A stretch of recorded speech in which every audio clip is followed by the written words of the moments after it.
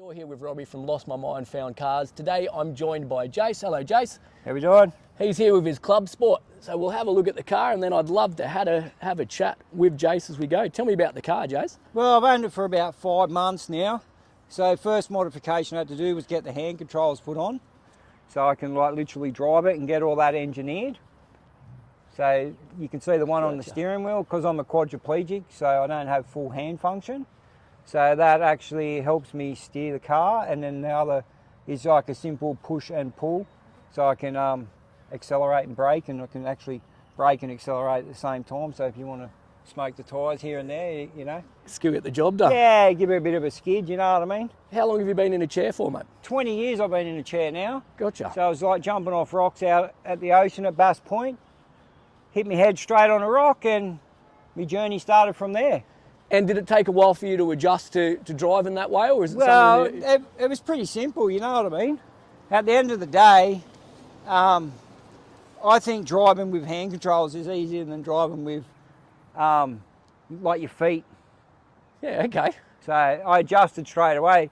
Like my license was on hold, but like I literally had 3 driving lessons with an instructor that had a license to do disabled people. And on the 3rd driving lesson, I pretty much went to the RTA in her car and got my license straight away. Hey, what did you jump in first off? First off was my VN Aero that I have at home. Hey. So that at the present time is going through big modifications. So I'm going to be mini tubbing it, putting a 9-inch in it, full set of Colson seats. So there's big work going on with that car at the present time. Well, I think one of the coolest Australian-made cars ever is the VN Aero. Yeah, I loved it. Like when I was looking for cars, I searched for about 4 months, and then found the car and went up, had a look at it, and then pretty much the only thing I've done to it is like I rebuilt the gearbox, put a big B&M shifter in it, and then just done the engine bay. Beautiful. So every nut bolt has been replaced with stainless steel or alloy, custom. Everything is custom on it, you know what I mean? Oh, mate. So that's my real baby. Yep. And like I did car shows for like probably 10 years in it. And so is this your daily, the Clubsport? This is like my new daily. So when I want to go out and me and Dylan want to go out, or if I have a partner or anything, this is what we go out in. Mate, there's worse cars to spend your time in. Well, that's right, you know, like I had a little Mazda 3, little SP23, loved the little thing, it had 18-inch wheels and that on it. But I actually sold it to me mate, and I still see it every day, you know what I mean? So, but because of my legs and the way I am at the moment, I needed a bigger car to stretch my legs out to get in the car. Mate, you've picked a good one. Yeah. So tell me, Jace, when did your sort of journey with cars start for you? Mate, when I was like 16. Yep. You know, it goes all the way back to then when I bought my first car on my L's when I was an apprentice baker, pastry chef. And yeah, it was a little 2-door blue Escort. Yep. Had a roll cage and that in it, a little mildly worked, like 2 litre, you know. Some of the cars I've had over the years, like I wish I had a big garage that I could have kept them, because they would be worth big money now, you know. And the worst car I regret selling is my LJ Tirana, which had engineered V8 in it. So nice. Be worth some money, like over 100 grand these days, I'd say. Like as Gina's got one, you know, like they are worth some money. Oh, it's amazing the value of cars. Well, since I bought this one, I'd say we're putting the big brake upgrade kit on it. Yep. It'd be, if I wanted to sell it, it'd be like 55 grand. Yep. I wouldn't take no less. You know, I'd probably get hassled for it, but at the end of the day, that's what I think it's worth, you know? Yeah. Well, I guess that sort of ties into what we're here for today, like what these things mean to us. Oh, it's my life. For our headspace, yeah. It's my life, and it's my sanity, you know what I mean? It's like, it's freedom, you know what I mean? Like I love going on those Sunday drives and just end up wherever, at a pub somewhere, have lunch. Yep. You know, and you could be 3 hours away, who knows? Yep. But yeah, that's what I love about cars, you know, like the freedom of cars and what it brings to me. Did you find off the back of your accident and everything you've been through, was your car, like you said, it's freedom, but was that your chief form of escape? Oh, yes and no, you know what I mean? Like if I was having a shitty day or something like that, 100% I would like love to get in my car and just go everywhere, you know, like if I had a fight with the ex-wife or something, you know what I mean? I'm getting in the car and going, you know, like just to get away, freedom. It's freedom for me at the end of the day. And that journey of being able to be free is perfect. Like when I don't use the car and I've got to run down the shops, I've actually got an electric bike that clicks onto my wheelchair and I just run about in that. And like that goes like 35 kilometres an hour and has a radius of about 70 kilometres. And I'm riding down the road and people are like tooting their hands out the window. Yeah, mate, that's unreal, you know. So I love to be out and about. I don't sit at home behind four walls, you know. Mate, Don't sit at home behind four walls. great attitude to have. Yeah. Really good attitude to have. Yeah. Awesome. Like I said, I was like that from the start. Like, you know, like my OT when I was in the gym, like she was asking me about like, you're going to be sitting in this and you're going to be sitting in that. And I was like, nah, like I want to be sitting in like a wheelchair that I'm in today. Yep. I'm not going in no electric wheelchair. And, you know, they were getting me to pick out popcorn out of a like container, like to grab strength in my hands. And I said, mate, I'm not like a 60-year-old person with like a brain injury. And I knocked it off the table and got the shits and said, I need something like nuts and bolts and screwdrivers and wrenches and all that sort of stuff. Like, so then they got upstairs to like the engineer guys, and now when I went back to hospital 20 years later, they got a Harley motor in one of the rooms that you can pull apart and do all that with that, you know. So that was me starting off, you know, like we're not 60-year-old people with brain injuries. We've got a spinal injury. Like, so I've broken my neck from there down. So when I jumped off the rocks, I fractured C5, I broke C6, and I fully severed C7. So it's just there where it's like a knife's gone pretty much straight through my spinal cord. So that's why I have like my hands, you know what I mean? But like I'm a custom spray painter and I do hydrographics and that. And I've done a few bits and pieces on the hydrographics on the car since I've owned it. And like I said, I'm a custom spray painter and like there's nothing that's ever going to stop me. You know, I've done my trade, I've done my panel beating trade, so I did a dual trade at TAFE. And, you know, that's how I met Dylan, the next guy that you're going to interview, you know. So, mate, that mindset is incredibly powerful. Is that something you've always had, or did you have to cultivate? Mate, I've been an only child, you know what I mean? So since a young age, like at the age of 12, 13, I became a paper boy and was riding around in the afternoon selling the afternoon paper. Riding up to a house, I had a certain route, blow a whistle. Some of the ladies would like buy their magazines, their Women's Day magazines and stuff like that. And you get little tips here and there. And then that got me into working in one of the bakery shops, like washing dishes. So I was always a worker and a hard worker, like as an only child. Everyone thinks you get spoiled as an only child.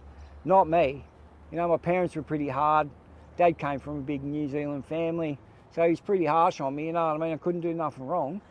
But that put me into line to where I am today, you know what I mean? Sort of instilled that attitude in you. If you put effort in or you put work in, you can... As soon as I had my accident and had that and said what I said to the doctor, mate, I had to lie there for like 13 and a half weeks with my neck brace on. Jace, tell that story. He told me before we started. I was waiting on a knee reconstruction because I had a torn ACL. So when I was on the table, after they like put me through the MRI scans and all that sort of stuff, so I was conscious the whole time from my accident. So as soon as I hit the rocks, my two mates got me out on the rocks, big blood bleeding, like I lost about 3 litres of blood. So yeah, my mate was holding my head, a helicopter came, took me up to Prince of Wales Hospital. So they put me, like I said, all through the MRI machines, and that's when I was like in and out of consciousness because they don't want you moving and stuff like that. And then when it came to the crunch, all my ex-in-laws and my parents and my mates that were there, my ex-wife, I'm lying there and the surgeon comes up and goes, Jace, we're going to do surgery tomorrow at 8 o'clock and, you know, you won't be able to walk anymore, so we won't be worried about your ACL and stuff like that. So I was like, oh, okay. And he goes, have you got any questions for me? So I thought about it for like 10 seconds and it felt like a lifetime, you know. And so I thought, well, I can't ride skateboards, go surfing, ride my Harley, ride my dirt bikes, everything that you could do with your legs. You know, I thought, oh, that's all gone out the window. But as a car enthusiast, I thought, okay, So I said to him, I got 2 questions for you. And he goes, what's that? And I said, will I still be able to drive a car? And he goes, yep. And he goes, will I still be able to have sex? And he goes, yep. He said, let's get this fucking operation going. Everyone had a bit of a giggle and shit, you know. But then, like I said, then I laid in bed for 13 weeks with a neck brace on because they took bone out of my hip and put it fused it in my neck. So I couldn't move for like 13 weeks. Had to sit up no more than 30 degrees. My ex-wife was helping eat because I had splints and stuff on my hands because most quadriplegic either be a spatula hand, so they can't like move their hand, Yep. or they're curled over so they can't open their hand. So I'm pretty lucky. The only movement I don't have is that finger there. Okay. But like I said, I can still pick up a pen, I can still write, pick up a paintbrush, I can still do anything, you know, so yeah. I love your optimism. I find it inspiring, and I love that, you know, obviously, first thought, or first 2 thoughts, cars and sex is You know, don't mind old friends with benefit, that's you know what I mean? Yes. You know, I'm never going to get married again, but, you know, yeah, like, some girls are intrigued, like, when they say you're in a wheelchair, and it's like, one of the first couple of questions is like, can you still have sex? And mate, I have better sex than I did when I was walking, you know? And then they get intrigued by that, and, you know, they come over and it goes from there, you know what I mean? Fun and games in the good way, you know what I mean? It's fantastic, man. Yeah.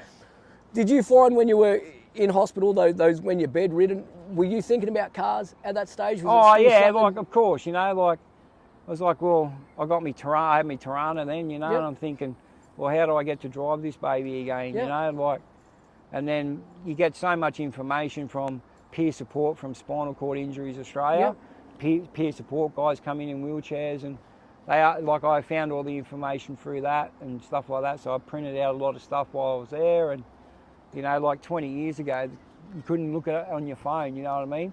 You literally had to go to a computer and look at stuff that way because or magazines or that sort of stuff. Because like the most we had on a phone was like Snake's game. You know what I mean? Game. None of this technology we do have today. You know.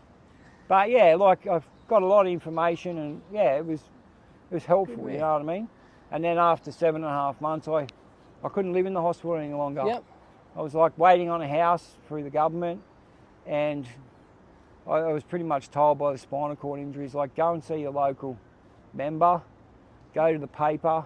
So I did that, and within like 3 months, I probably got a house given to me from Housing Commission, and then they donated it to the Housing Trust, which they deal with more people with disabilities and all that sort of stuff. So they pretty much let us like design our own kitchen to a certain amount of money, paint, bathroom tiles, all that sort of stuff. So we made it personal. Like, you didn't walk in and like, oh, this is a Housing Commission home, you know, like, so. It was yours. Yeah, it was like our own personal touch, which, like, you know, I didn't want to like walk in, like, or roll in the front door. Yeah. I always say that. I always say like walk in, or I'm about to run out the door, you know. I always crack jokes about my legs. I don't sort of give a shit, you know what I mean? Good way to be. And yeah, so it was our own personal touch. I didn't want to walk in the door and see like looking like a hospital with white walls and all that bullshit, you know. It's the same with cars. That's you know? right. It's personal touch. There's no reason you still can't love and personalise and customise this car. That's right. It's like I've only owned it for 4 or 5 months, and I've already put the gold wheels, the bigger brakes, and I'm going to do a couple of little shiny bits in the engine bay, and that's Good it. man. Just enjoy it. This one's a good cruiser. Yep. It's been dynoed at like 297 kilowatts. Yep. So it's got a decent amount of power to for get you just moving. cruising around, you know. Where like my Van Aero, that's probably a bit over 500. So it's a bit of an animal, you know what I mean? It's a different beast. So once I do all those new mods to it, mate, I'd love to see that. yeah, thing too. we'll do another interview once that's back up and running next year. Mate, one last question I'd love to ask you. Yep. What's this car make you feel? When you get in it and go for a drive, what feeling does it evoke? It's so hard to explain, you know what I mean? You have so many feelings running through your head, you know? Like I said, the main one is freedom. Yep. That's my, you know, I don't have to worry about my legs and like you think, oh, this is going to be hard or whatever, you know? I've got to roll over this and get up a step or none of that bullshit, you know what I mean? I can get in that and I just feel like an able-bodied person. You know, I just feel, if you want to say normal, I feel normal, you know?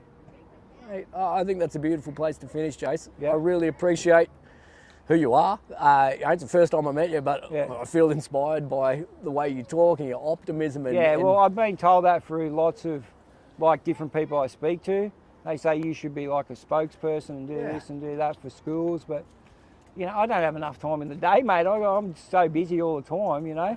I've got 4 dogs and a cat, so beautiful. I've got 2 French bulldogs, Scottish fold cat, and a big XL American bully who's my he's like my assistant dog, so I can walk him down through the shopping centre. And that's a whole other video we could make on the that's beauty right. and power of like pets. Next time we'll probably do the video at home. I'd love that. You know what I mean? And then you can see the aero, you can see all my house set I'd up. love it. Mate, like I got like over 250 pairs of Nike tan shoes. Oh, mate, I like you know, I mean, they're all collector. displayed around in the house in shoe boxes, fantastic. mate. You know, like all my garage, mate, it's out of control. But it's all set up for me and all my own personal touch, you know. Very similar interests, Jace. Yeah, mate, I really appreciate your time. Perfect. I love your sharing. I love your car, man. Perfect. Thanks for coming on. No drama.